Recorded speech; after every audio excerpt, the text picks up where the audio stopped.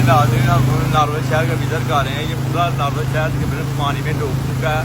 सैलाब तो अभी आया नहीं, लेकिन बारिश की वजह से पानी का इतना ज़्यादा जोर हो चुका है, पानी पानी हो गया। ये नारवल का मेन रेलवे स्टेशन है। ये देखें, लोगों का आना जाना मुश्किल हो गया है, गाड़ी बंद हो रही हैं, इतना पानी है। ये देखिए इतनी बारिश हो चुकी है, रात मैक्सिमम 12 बजे की बारिश हो रही है, तो इतना पानी का ये देखिए मंजर। इधर तो तकरीबन दरिया बन चुका है नारवल शहर में, इतनी पानी बारिश हो रही है, रात 12 बजे की बारिश हो रही है। तो ये सूरत हाल है पानी की। अब जो ना बारिश कम होगी, बारिश रुकेगी, तो फिर जो है हमारे प्यारे भाई जो बासा वाले, बासा की टीम फिर नावल शहर से ज़रा पानी 1-2 घंटे में निकालेंगे।